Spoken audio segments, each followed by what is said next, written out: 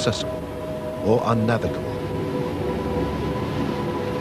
One such river is the Jökulsá á Fjöllum in Iceland.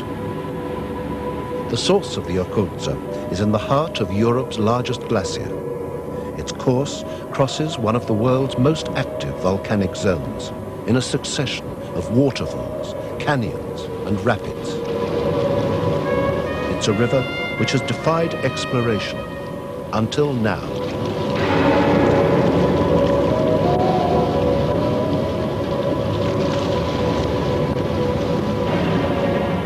In 1983, an international team of 12 explorers attempted the first ever descent of the Jökulsá. To master the river would require all their courage and ingenuity. Wherever they could, the team would use kayaks.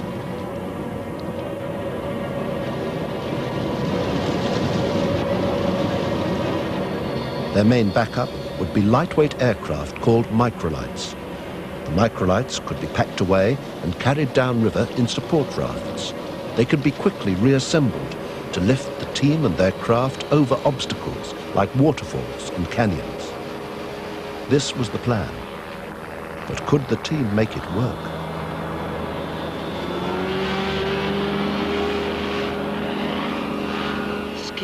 Jerry Breen, a leading aviator, would pilot the microlight. Jeb Stewart, an oarsman from Colorado, would man the support raft. 3 of the team would make the kayak descent. Benoit Dabou, a French canoeing instructor. Mick Coyne, an ex-Royal Marine commando. And a British research engineer who devised the expedition, Paul van der Molen.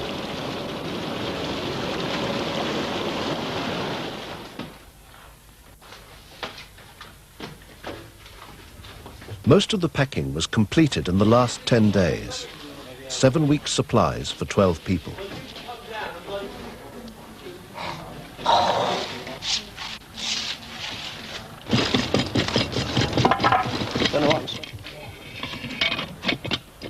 The final stages were carried out at van der Molen's home in North London. All the equipment had to be individually labelled and checklisted. One vital item forgotten, and Iceland breakthrough could easily become Iceland breakdown. The team planned to sail from Scotland on the 20th of July 1983. In Iceland, they would set up a base camp near the southern coast.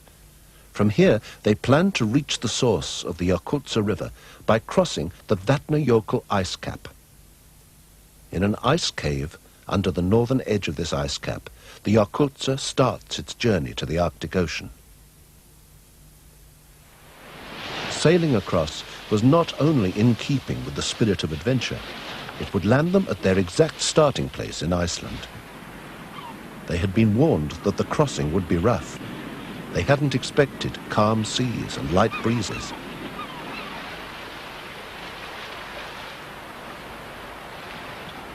After 3 days, the wind picked up. Some of the team were already in Iceland, scouting the landing area for a base camp.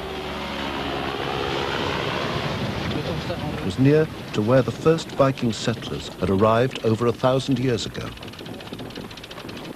Glaciers everywhere. No wonder the Vikings called it Iceland.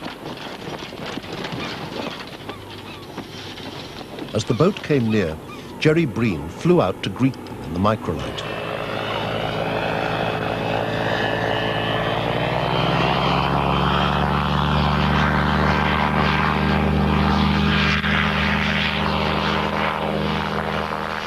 There was a final planning meeting chaired by the expedition leader, Paul van der Molen. Our first objective was the river's source. To reach it, we planned to cross the Vatnajökull ice cap. This meant travelling up one of the glacier tongues, flowing from the ice plateau, some 5,000 feet above sea level. By the time we reached Iceland's southern coast, Jerry had already started scouting one such tongue.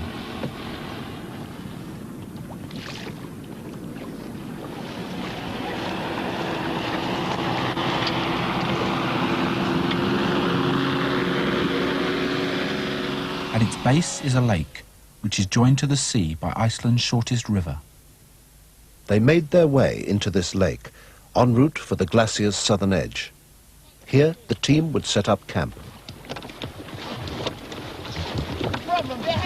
We're going to catch this next eddy here. We'll put a tent on that one. I'll camp on this one. You get that one. Your one's moving, I think. Moving home. Hey, pull. I'm pulling. Why don't you pull that thing up? Our journey was in fact the exact opposite of that taken by giant icebergs which break from the glacier and float their way to the sea.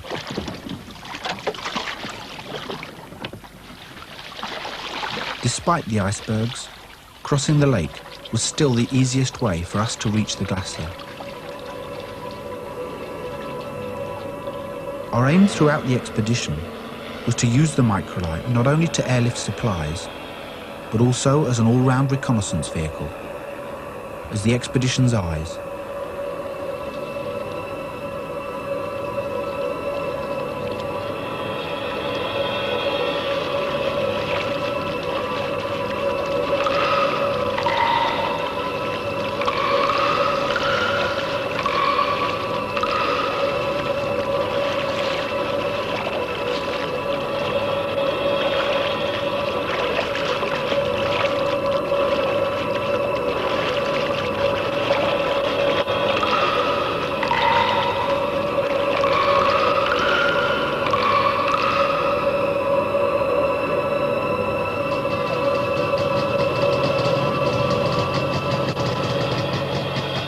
As we crossed the lake, Jerry changed the microlight's undercarriage, and in 20 minutes, our land-based aircraft was transformed into a float plane.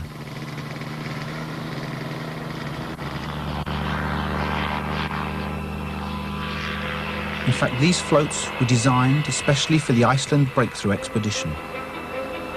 They were the first of their kind in the world to allow two people to take off from water in one microlight. This enabled us to fly with Jerry to find a route through the hundreds of moving icebergs.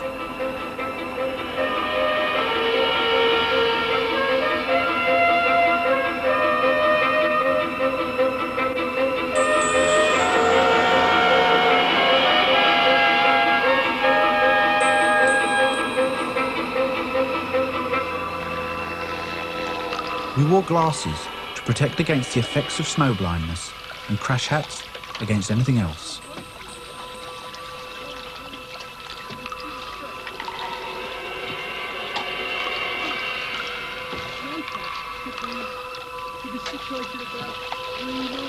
At the head of the lake, there would be a rendezvous with the Icelandic support team. They'd brought the heavier equipment and supplies round to the base camp. So far, so good. But now, Jerry Breen hit the expedition's first problem. Literally.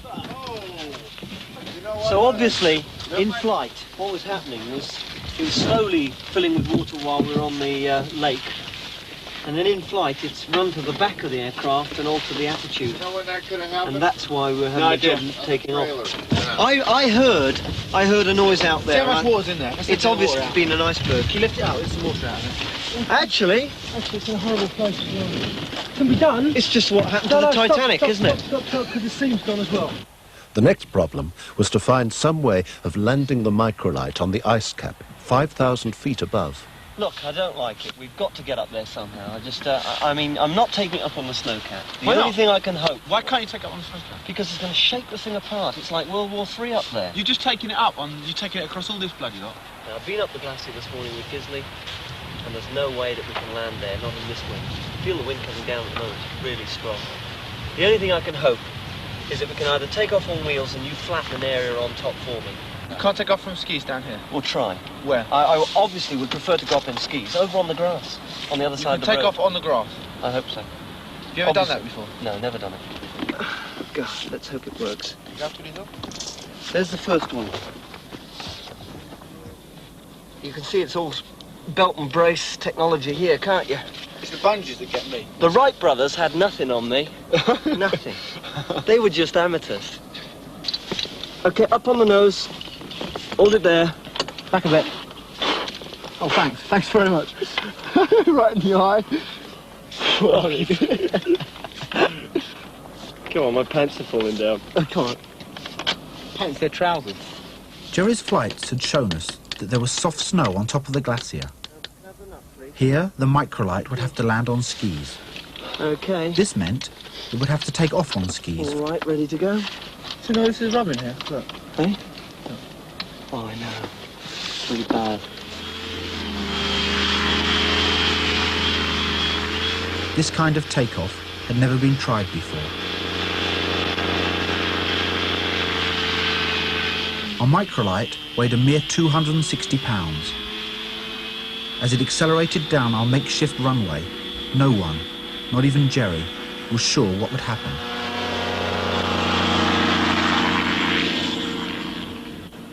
With great relief, he launched himself once again into the record books. To take supplies and equipment up and over the ice cap, the team planned to use a snowcat. At base camp, the Icelandic members of the expedition had adapted one for the crossing. It had to carry 2 tons of gear. Okay, can we have some help over here, please? Some muscle. Move out.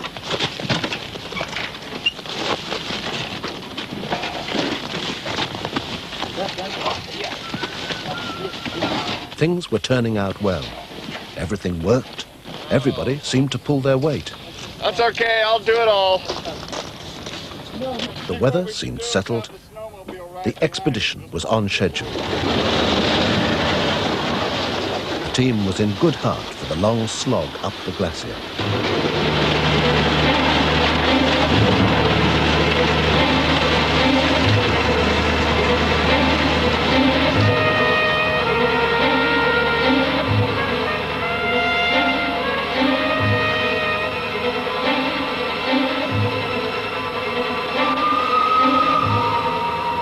On the ground, progress was slow. Crevasses scarred the glacier, forcing the team to travel round them.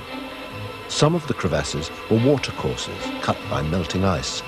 Others were huge tears caused by the movement of the glacier itself.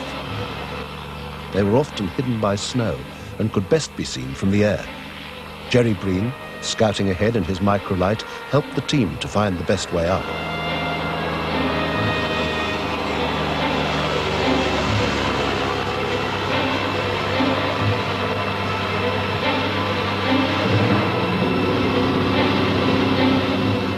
Eventually, the team reached the top of the glacier. The Vatnajökull ice cap stretched before them. This glacier is huge. It covers more than 1/12 of Iceland and actually creates its own weather system. We had to cross the glacier as quickly as possible. Jerry led, using a wingless microlight on skis. One of our biggest fears was the weather's sheer unpredictability. Even in summer, blizzards up here can last for weeks.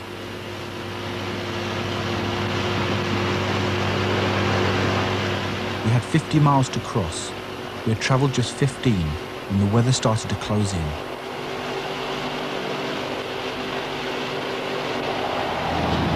By dusk, the visibility was 0. The team had to stop and set up camp as best they could. Are they in the box or the drum? Box in the box. What wooden box? You got a torch, Jerry. Hey? Jerry's gone. Jerry! What? You got a torch, mate. A torch? We're in the middle of a cloud. Look, I'll tell you what. By morning, the weather was worse. The combined effect of wind and cold sent the temperature down to minus 35 degrees centigrade. Summer on the ice cap. Ropes became steel rods. Ice formed like armour plating on our clothes, yet the snow remained too soft for tent pegs. We had to use skis instead.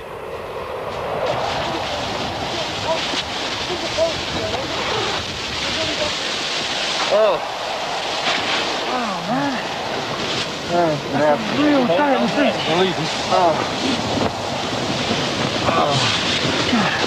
Shoes is blowing out there. All the deck chairs are full up. You see the toilet? Yeah. I put some tea on. You want tea? Yeah, I'd love some tea. Yeah, I think we need to. So I want to dig out some snow? It could be some in the cooker. I don't know, I cleaned it up this morning. It should be okay for a little while.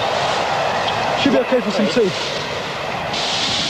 I don't think I've ever been on a river trip quite like this, Paul. This is a first for me. I need some fresh water and I can't use this. You got a pot? Did you get me a shovel? Yeah. Fill this up with a fresh snow for me. Okay, mate.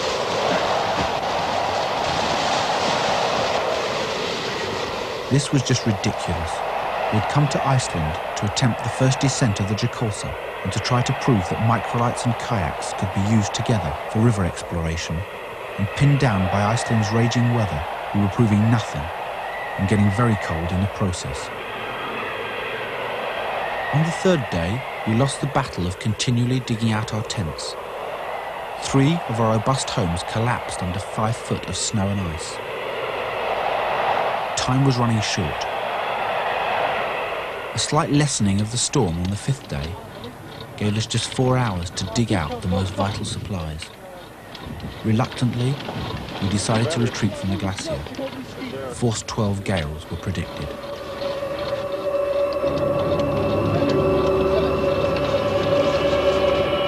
The weather was one problem. The other was time. Time was running out for the descent of the Yakuza, the expedition's main aim.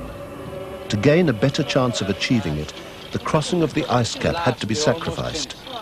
But no one enjoyed giving in. Back at base camp, Jerry Breen and Paul van der Molen decided to fly the microlight to the Yakuza, straight over the ice cap. The rest of the team would take the long drive round. They planned to meet up at the river's source. The overland route involved crossing 10 rivers. Guðbrandur Jóhannsson, one of the Icelandic support team, took over. His knowledge of river crossing was vital. This rough 3-day journey through Iceland's volcanic wasteland would have shaken the microlight to bits.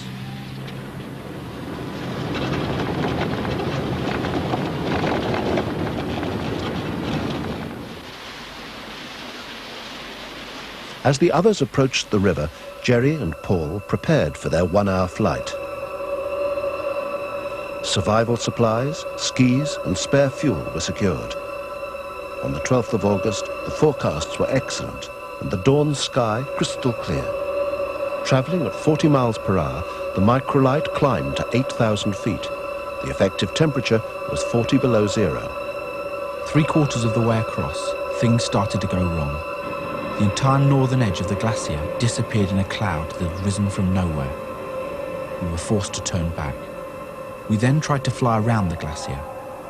This time, it wasn't just our prides that were dented. Halfway around, disaster struck. The exhaust sheared, and we crashed in the mountains, crumpling the undercarriage. Trapped once again by Iceland's weather, we were forced to live under the microlight's wing. We ate survival rations, and salvaging all we could, repaired the damaged undercarriage. The microlight was dragged to a suitable takeoff area. The repairs held. The plane flew again.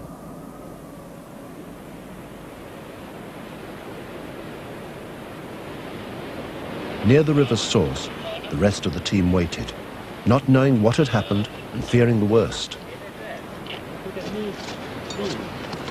I won't. They were about to prepare a search and rescue attempt when the microlight finally arrived, 5 days late. The team was reunited. Mick Coyne, by far the team's most experienced mountaineer, took over above the ice caves. He supervised the fixing of the screws for his ropes, but the ice was soft and rotten. It would be a constant concern of the team during the next stage of the expedition. This was to reach the real source of the river. The team could see the Yakuza emerging from the glacier several hundred feet below them. But the source was actually under their feet in a cave deep in the glacier, and there was an obvious way down. Geothermal heat had melted out a huge vertical chimney in the ice. Use a single rope. Take all the strains. An incredible battle of the elements was going on below. Boiling water and steam, rising from the very bowels of the earth, had melted out a vertical chimney straight up through the glacier. It was down this chimney that we intended lowering ourselves to get to the river's hidden source.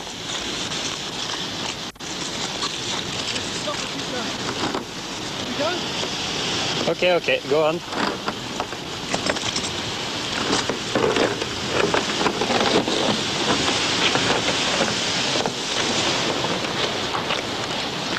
Hey baby, it's going nicely. Keep it running like this.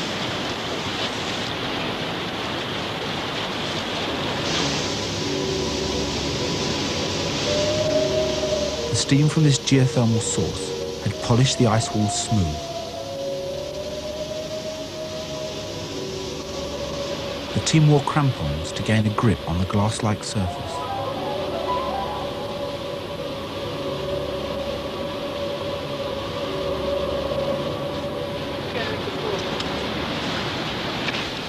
Okay, let's go.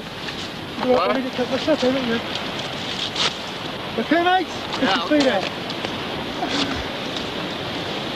Okay, keep it going as it is. That's nice. That's good. So, Bronny, you just squash this rope down by my feet. Make sure it's feeding nicely. How you doing, Jeb? He's dead. Try and keep it slow, okay? If anything goes wrong with holding it, you can keep pulling my ropes. Okay, let me get down a few feet. Okay. It's gonna swing. Okay, good.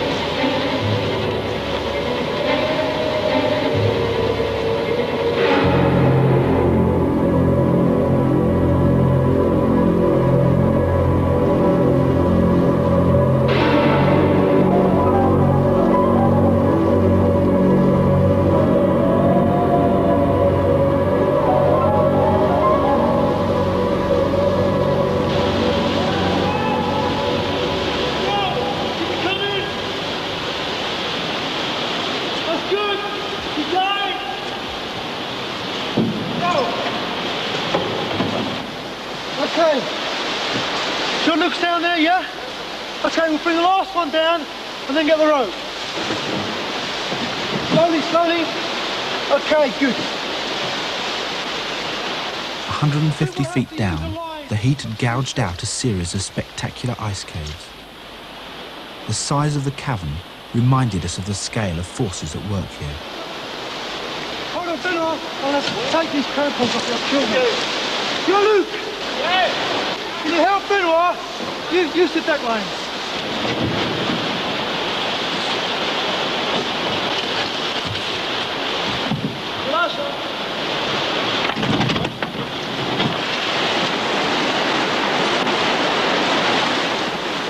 Ice-cold water poured from the roof and walls, yet we discovered that the water flowing in the river was actually warm.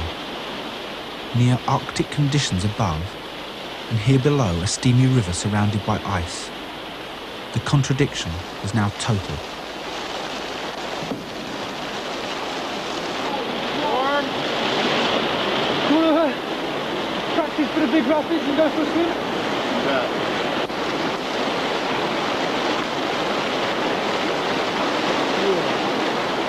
Mick and Jeb lit 2 acetylene lamps, and as we moved away from the sunlit entrance, we decided to have our first hot bath for over 3 weeks.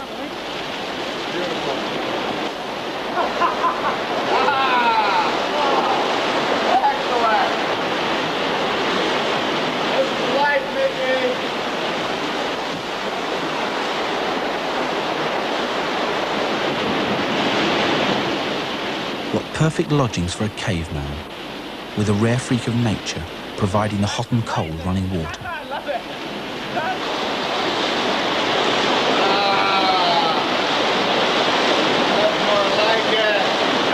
This is the best way. Come on. Never enjoyed it so much.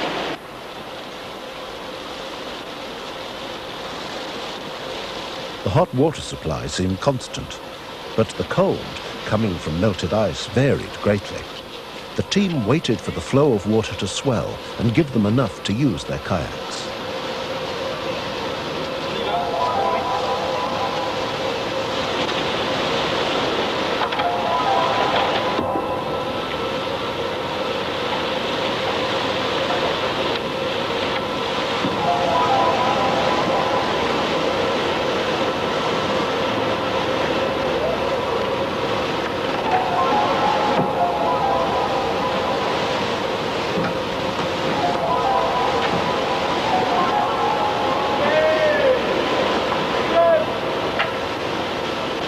Coyne led the way. He not only started the descent of the Yakuza, but the first descent anywhere in the world of a hot river flowing under ice.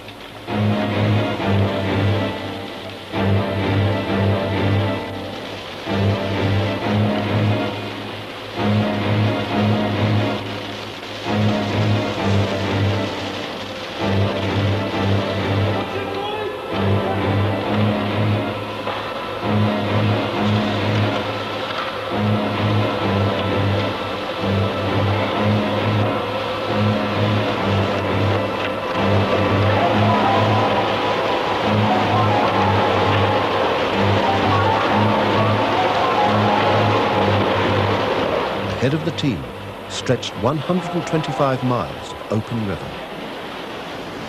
The first 40 miles were pretty straightforward. Then, just above the first long stretch of rapids, the team set up another camp. A second support raft was waiting there for them, and a second microlight was on its way.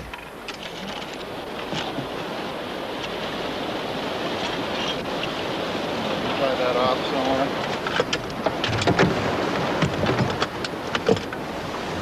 He's bringing Gisley, I think. Yeah? Yeah. Great. So I'll be here in about 15, 20 minutes. Okay. Simon Baker, an Australian pilot, had been standing by 80 miles away.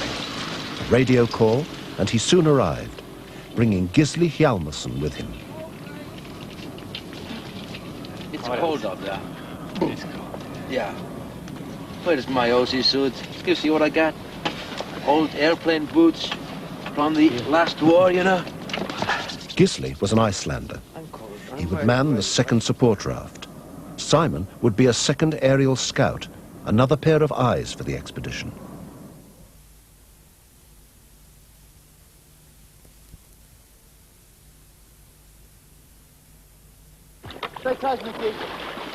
Aluminium tubes, the Terraline wing and the 440cc engine were carefully stowed down, but we still didn't know if Jerry's microlight could be successfully transported downriver through the rapids.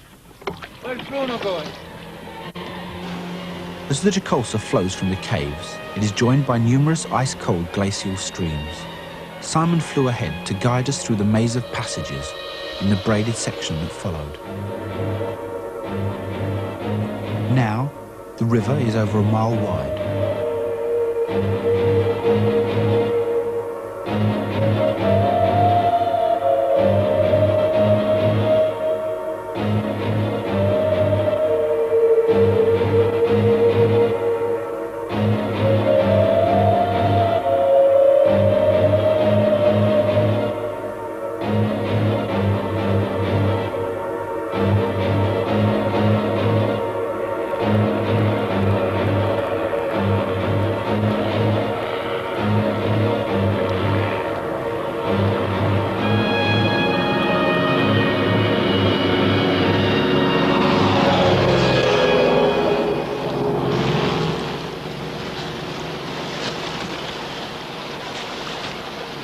The narrowing and quickening of the river soon confirmed the microlight's findings. We were approaching the first rapid.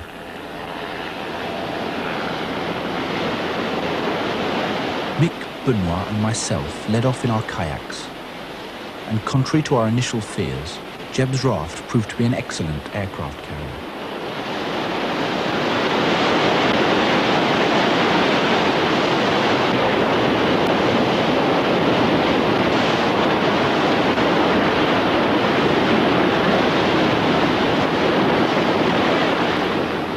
Team members took it in turns to fly in the microlight to check out the rapids. These 20-minute reconnaissance flights saved them weeks of scouting by foot.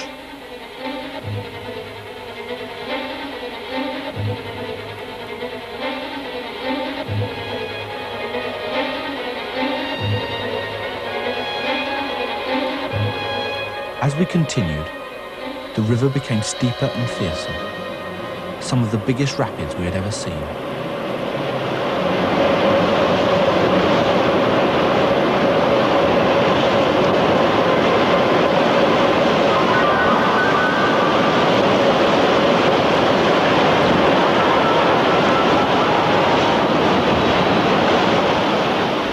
Despite our aerial preview, reading the route down was still a problem once in our kayaks.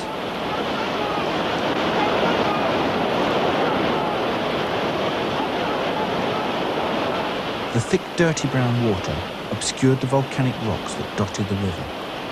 Our main aim was keeping upright.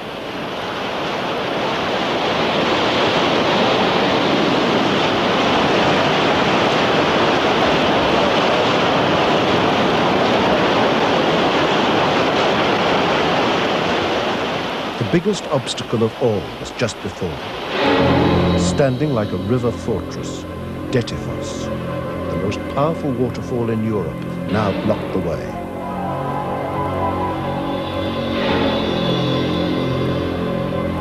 Three miles above, the team stopped and set up camp. Their expedition was about to change from nautical to aeronautical.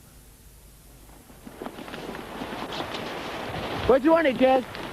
Just lay it on the grass here, and we'll take the whole lot over. There looks a good area over there.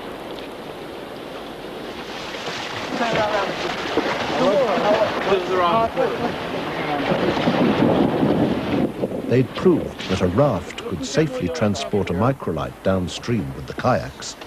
Now they wanted to prove that the kayaks could be carried downstream by the microlight.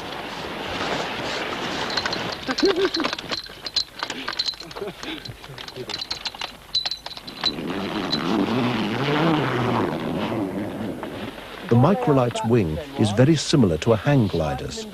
The sail is terraline, reinforced with aluminium tubes and steel wire. My hands are cold.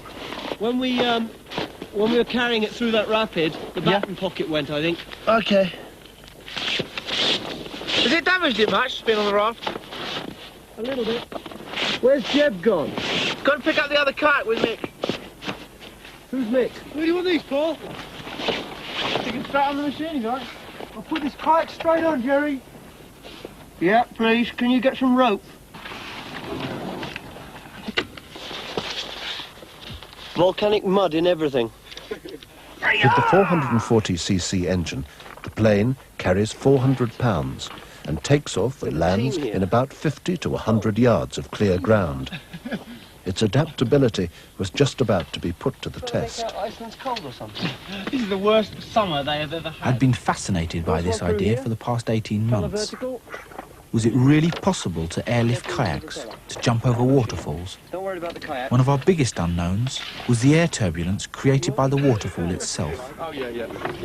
If our miniature planes could overcome this, we could set up a shuttle service, making full use of their 400-pound carrying capacity.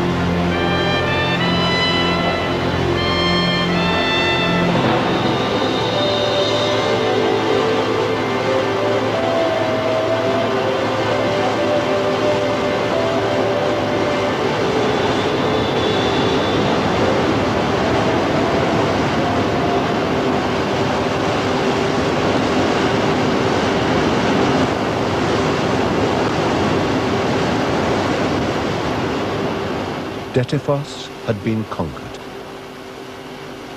The microlights set off to reconnoitre the next section of river. No more waterfalls, just 15 miles of canyon and non-stop rapids. A new base was set up below Dettifoss.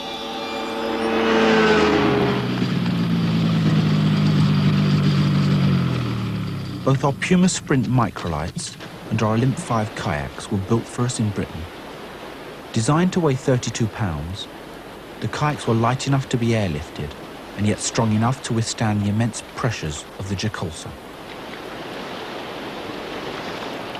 The microlights had proved their worth. Now it was for us, travelling as light as possible with just one raft, rowed by Jeb, to tackle probably the most difficult stage of the expedition. Benoit, a top French kayakist and at 21, the youngest of our team, was to lead the first section.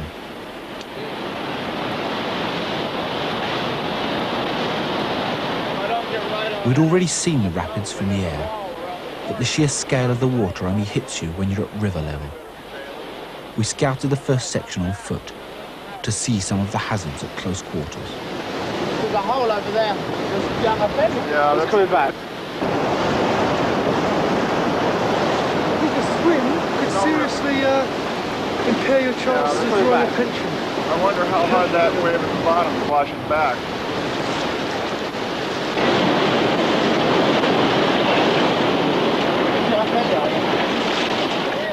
The team squeezed into their kayaks. The cockpits were sealed with a neoprene spray cover, not to keep them in, but to keep the river out.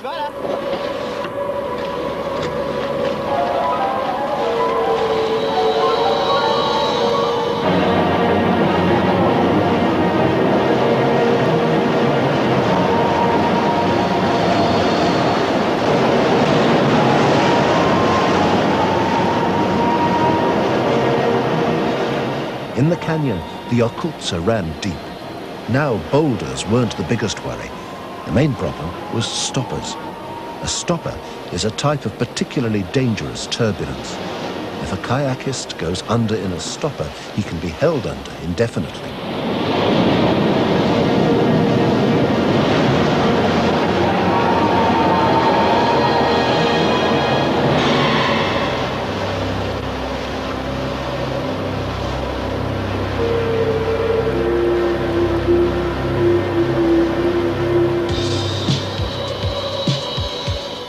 Here, Paul van der Molen was lucky to get away with just a soaking.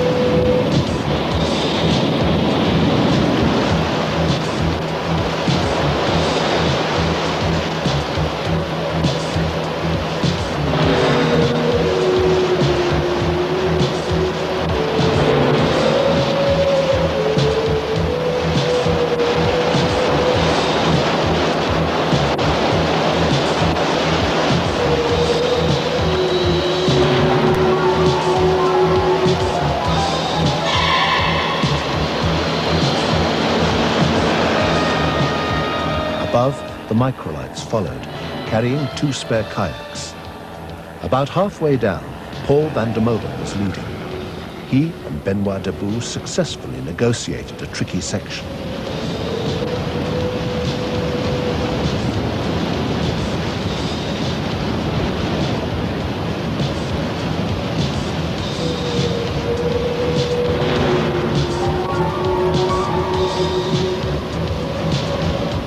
Below, they waited for Mick Coyne, part of their normal safety routine. Suddenly, Mickey hit a stopper and disappeared.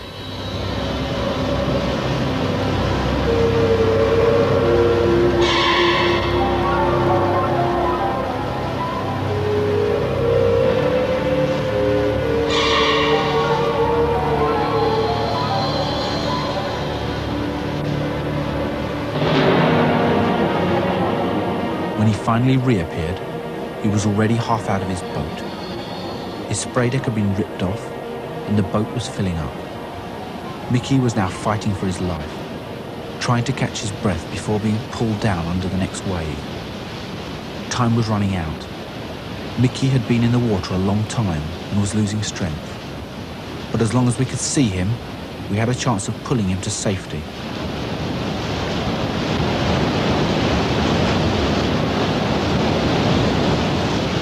Suddenly, we lost sight of him again. Our river descent was turning into a survival run. The raft too was filling with water. The crew, pretty well exhausted, bailed continuously. Bail! Bail! Mick appeared for a short moment, enough for Benoit to dart into the current to drag him to safety, just above the next boulder garden of rocks and rapids. The raft, now completely out of control, was being smashed against the sharp canyon walls. We took Mickey to the bank and set off to follow the runaway raft and retrieve Mickey's lost kayak.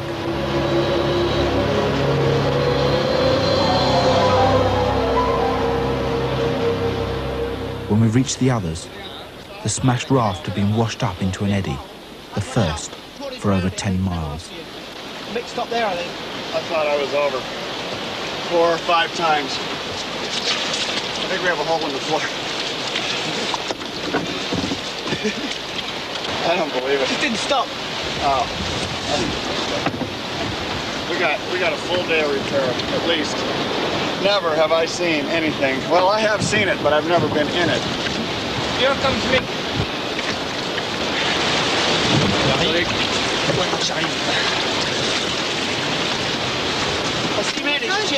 It's another day at the beach. Okay. Yeah.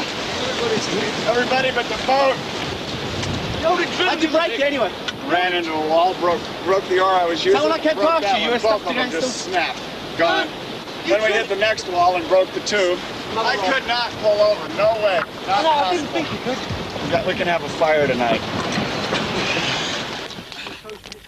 Mixed fruit. Have we got gloves? Mix of fruit. Despite the organisation and planning, expeditions still require a great amount of luck. Before we go And inside, today, we're gonna cover this we have up. been very lucky. More rocks. Look, we've got to make a big pile of rocks. Can't leave a fire. Roast sausage. Now when you get sick, you'll know why. You want some meatballs in there? We've got meatball, hot dogs. Reflecting on the previous day's occurrences, I wondered what the remaining 8 miles of canyon would have to offer. The torn raft was serious, but could be repaired. The oars could be replaced, but the real disaster was the sad loss of our last can of beer.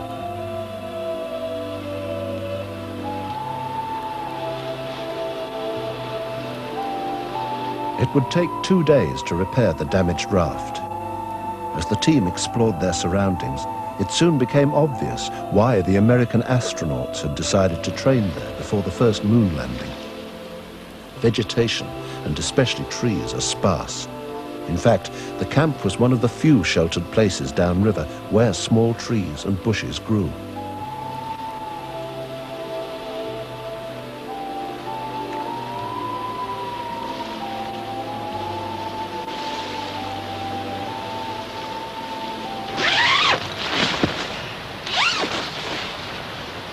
Oh. 8 o'clock, mate. There's hot water on there in the bottom. Yeah, Jebby there. Jeb. Good morning. Today.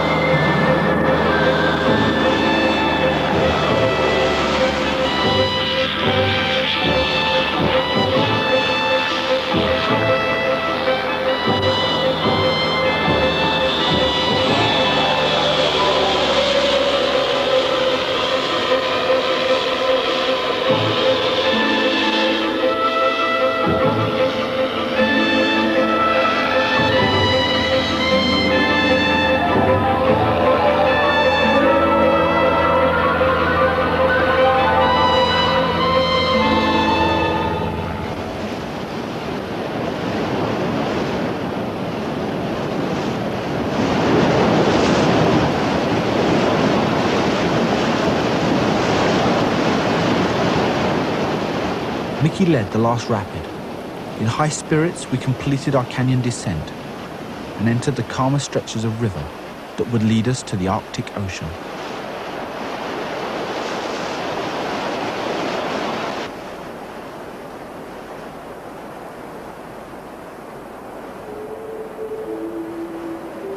On September the 2nd, 1983, the team reached the sea. Despite all the problems and their earlier disappointments, they had achieved their main objective. Their unique way of descending the Yakuza had worked.